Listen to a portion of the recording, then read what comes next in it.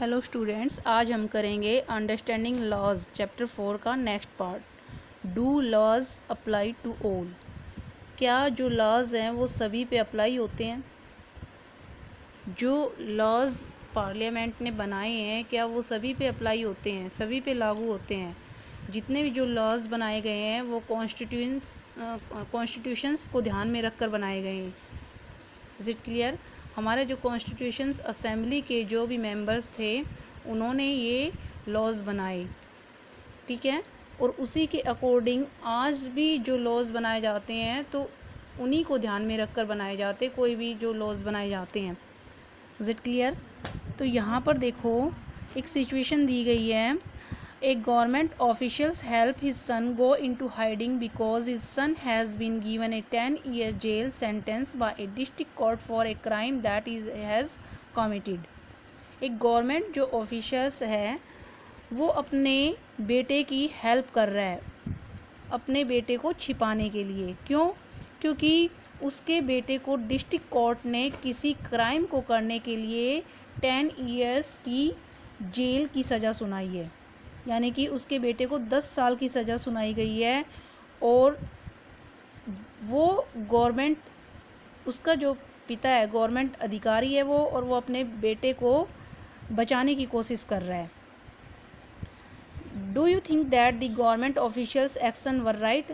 क्या आपको पता है कि जो गवर्नमेंट ऑफिशियल्स जो ये एक्शन ले रहा है वो क्या राइट है? तो सभी को पता है कि ये राइट नहीं है, क्योंकि जो लॉज बनाए गए हैं वो सभी पे इक्वली अप्लाई होते हैं, ठीक है।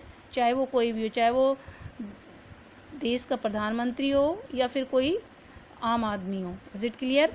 तो सभी पर वो इक्वली अप्लाई होते हैं। अगर किसी ने क्राइम किया है तो उसे पनिशमेंट सेम मिलेगा। Is it clear? चाहे वो कोई भी हो, वेल्दी पर्सन हो चाहे कोई पुअर पर्सन हो। Is it clear? Should his son be examined from the law just because his father is economically and politically powerful?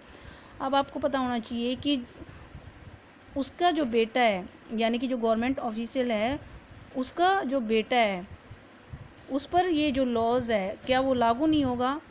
क्यों? क्योंकि उसका पिता इकोनॉमिक रूप से और पॉलिटिकल रूप से पावरफुल है, इसलिए। तो ये गलत है, क्योंकि चाहे वो कोई भी व्यक्ति हो, लॉज सभी पर इक्वली अप्लाई होते हैं। Is it clear? यानी कि अगर कोई व्यक्ति क्राइम करता है तो उसे पनिशमेंट जरूर मिलती है। The above is a clear case of the violation of law. तो यहाँ पर जो अबोव सिचुएशन है वो किसका उल्लंघन कर रही है? लॉज का। वायोलेशंस का मतलब होता है किसी चीज़ का उल्लंघन करना। इसीलिए कॉन्स्टिट्यूशन असेंबली के जो मेंबर्स थे वो इस बात से एग्री थे कि जब भी इंडिपेंडेंट इंडिया होगा तो कोई भी आर्बिट्रेरी रूल नहीं होगा इसके अंदर, यानी कि निरंकुश शासन नहीं होगा, यानी कि कोई भी सत्ता का दुरुपयोग नहीं करेगा अपने मनमाने ढंग से। Is it clear? जो रूल्स ऑफ लॉ होंगे वो सभी के लिए इक्वली अप्लाई होंगे। मोस्ट इम्पोर्टेंट ये था कि this was that all person in independent India are equal before the law.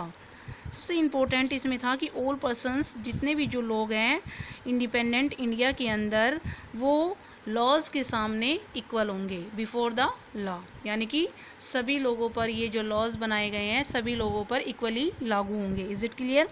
जो लॉज हैं can not discriminate between person on the basis of their religion, caste और जेंडर। लॉज के आधार पर किसी के साथ भी कोई डिस्क्रिमिनेशन नहीं किया जाएगा, कोई भेदभाव नहीं किया जाएगा किसी भी व्यक्ति के साथ, ना तो किसी धर्म के आधार पर, ना ही कोई कास्ट के आधार पर, और ना ही जेंडर के आधार पर। Is it clear? आया सभी को? यानी कि धर्म के आधार पर, जाति के आधार पर और लिंग के आधार पर किसी के साथ भी कोई भेदभाव नहीं किया जाएगा। What the rule of laws means? The rule of laws means the laws, all laws apply equally to all citizens of the country and no one can be above the law. Rule of law means क्या है? Rule of law means होता है कि all laws, जितने भी जो laws होते हैं वो इक्वली अप्लाई होंगे सभी सिटीजन्स पर, यानी कि देश के सभी नागरिकों पर समान रूप से अप्लाई होंगे। कोई भी व्यक्ति लॉ से अबव नहीं है, यानी कि कानून से ऊपर कोई व्यक्ति नहीं है, चाहे वो देश का प्रधानमंत्री हो चाहे कोई आम आदमी हो। नाइदर ए गवर्नमेंट ऑफिशियल, ना तो एक गवर्नमेंट अधिकारी और ना ही कोई wealthy person, nor even the president of the country is above the law. यानी कि ना तो देश का चाहे वो प्रेसिडेंट हो, ना ही चाहे वो कोई गवर्नमेंट अधिकारी हो, या फिर चाहे वो वेल्दी पर्सन ही क्यों ना हो। Is it clear?